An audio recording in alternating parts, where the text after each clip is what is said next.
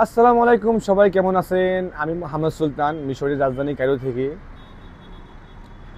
আজ আমি কথা বলবো প্রত্যেক দিনের মতোই বরাবর যেরকম কথা বলি গার্মেন্টস বিষয় নিয়ে। আজও গার্মেন্টস বিষয় নিয়ে কথা বলবো, মিশরের ভাষা সম্পর্কে। আজ কথা বলবো নতুন একটি ফ্যাক্টরি যদি আপনি কাজে যান। নতুন একটি ফ্যাক্টরিতে কাজে গেলে যারা মিশরে বাংলাদেশে নতুন আসছেন, যারা মিশরে নতুন বাঙালি হয়ে আসছেন, তাদের সম্পর্কে কথা বলা আর কি খুব গুরুত্বপূর্ণ। আজকে আপনি নতুন বাংলাদেশ থেকে আসছেন একটি ফ্যাক্টরিতে বা ছোট একটি কারখানা, যেটাকে মিশরের ভাষায় মাসনা বলে, সেই মাসনাতে আপনারা কাজ করবেন। তো একটা বিষয় খেয়াল করবেন যে আপনারা একটি মাসনায় আপনারা যাইলে সেখানে কিছু খরচপাতি আছে নিজেদের। যেমন নিজের আর্থিক কিছু খরচ আছে, যেমন আপনার একটা সিম কার্ড লাগে, যেমন আপনার একটা মোবাইলের নেট লাগে। আপনার যেহেতু বর্তমানে রোজার মাস, সেই ক্ষেত্রে আপনার ইফতারি খরচ আছে এবং কি সহরি খরচ আছে। তো নতুন যে কোনো মাসনায় যাবেন, আমি বলবো যে এটা নিজের অ্যাবিলিটিতে আপনি করে যাবেন। কোন সময় মাসনার যে মালিক, উনি আপনাকে সেহরি এবং কি ইফতারের সময় দেবে, মানে টাকা দেবে, খরচ দেবে। আপনি নতুন বিদায় সে আশাটা করবেন না, কারণ সেটা যদি করেন তাহলে আমাদের বাঙালিদের জন্য একটা মানে একটা নেগেটিভ মানে মাইনাস চিন্তা আসে আর কি। মানে মাইনাস চিন্তা বলতে কি, ওরা আমাদেরকে বাঙালিদেরকে খুব মাইনাস জানে, মানে খুব নিম্ন মানে নত জানি আর কি। তো যেহেতু আমরা সেহরি এবং কি ইফতারের জন্য স্বাভাবিক রোজার মাসে খরচ থাকে বেশি, তো যেহেতু এই খরচটা করতে হয়, তো আমরা আশা করব এই একটা মাসের যে খরচটা হয় সেই খরচটা যেন আমরা নিজের ইনকাম এবং কি নিজের টাকা থেকে যেন করতে পারি। এখন বলতে পারেন যে ভাই আমি তো নতুন আসছি বাংলাদেশ থেকে, আমি টাকা কই পাবো? ভাই আপনি টাকা কোথাও থেকে কই পাবেন এটা তো কোম্পানি দেখবে না, এটা ওই কোনো লোকও দেখবে না। এটা আপনার একটা সিস্টেম করে বের করতে হবে। যদি আপনার মিশরে কোনো বাঙালি ভাই থাকে বা কোনো বন্ধু থাকে, তো সেখান থেকে আপনি ম্যানেজ করতে চলতে হবে। এবং কি আপনি যখন প্রথম বাংলাদেশ থেকে আসছেন, যে আপনাকে যে দালালে নিয়ে আসছে সেই দালালকে বলতে হবে যে ভাই আমার তো খরচ আছে এখানে, তো ফ্যাক্টরিতে তো খরচ করলে তো আর আমি শুরু করলে মানে আজকে প্রথম দিন কাজ শুরু করলাম, সেক্ষেত্রে তো আর আমাদেরকে ফ্যাক্টরির মালিক টাকা দেবে না। তো আপনার দালালকে আপনি অবশ্যই বলবেন, বললে এটা সমাধান করবেন। আরেকটা বিষয় হলো গা, আমরা যে এই বিশেষ করে এটা মানে খুবই খুবই খুবই গুরুত্বপূর্ণ একটা বিষয়, খুবই গুরুত্বপূর্ণ একটা বিষয়। আমরা বাঙালিরা মানে যে কোনো জায়গায় যাই, বিশেষ করে অনেক লোকেই ওই রুডে গাডে স্যাপ ফালাই, কাশ ফালাই, মানে স্যাপ কাশ আর এই যে নাক পরিষ্কার করা যে রুডের ভিতরে, হ্যাঁ এগুলা করা যায় যদি আপনার হাতে টিস্যু থাকে। টিস্যু মানে মিশরিয়ান ভাষায় টিস্যুকে বলে ম্যানেদিল, ঠিক আছে? টিস্যুকে মিশরিয়ান ভাষায় বলে ম্যানেদিল।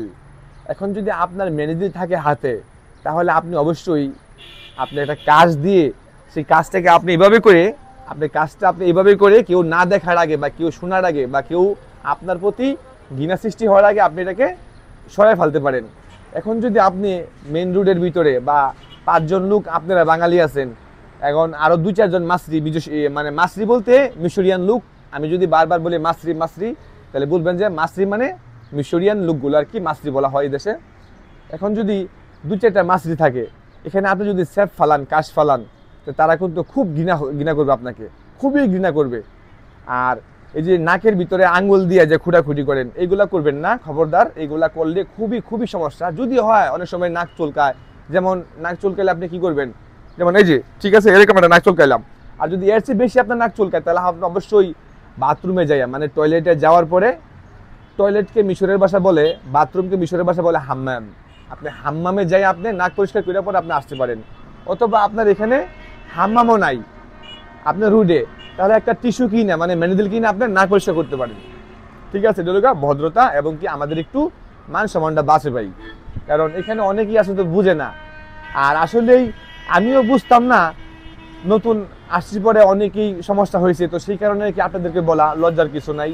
কারণ আমরা তো সবাই বাঙালি, আমরা বাঙালি কথা বুঝতে পারি বিদায় মনে করেন কি একজনে বুঝাইতে পারি, ভাষা শিখাইতে পারি বা ভাষা তার্গামাটা শিখাইতে পারি।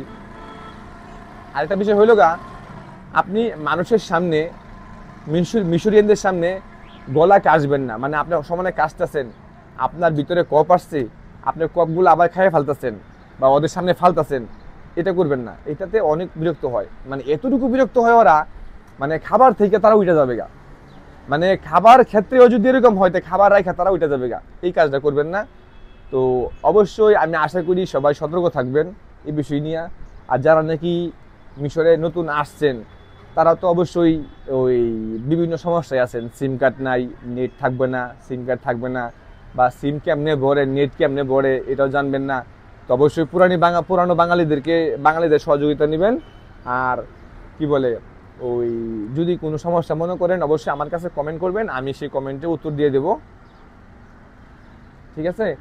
আর রোজার মাসে বিশেষ করে যারা নাকি নতুন ফ্যাক্টরিতে কাজে লাগছেন একটু সমস্যা তো হবেই রোজার মাস যেহেতু, কারণ এটা তো সচরাচর সব মাসের মতো না। এই মিশরে 11 মাস চাকরি করে, 11 মাস কাজ করে, রোজার মাসে একটু স্মৃতি থাকে, মানে স্থিতিশীল থাকে বলতে কি একটু আরাম করে আর কি। তো সেই রোজার মাসটাই বর্তমান চলতেছে। আজকে 7 রোজা, 7 তারিখ, সব দিক দিয়ে মানে আমরা আস্তে আস্তে আগে বাড়তেছি। আমাদের বাকি রোজাগুলা করার জন্য আল্লাহ পাক তৌফিক দান করুক, আমিন ইয়া রাব।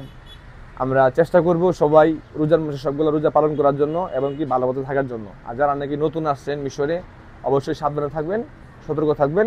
আমি এরপরের ভিডিওতে আবার ভাষা শেখার ভিডিও নিয়ে আসবো ইনশাআল্লাহ, মিশরের ভাষা ভিডিও নিয়ে আসবো। সে পর্যন্ত ভালো থাকবেন, আল্লাহ হাফেজ।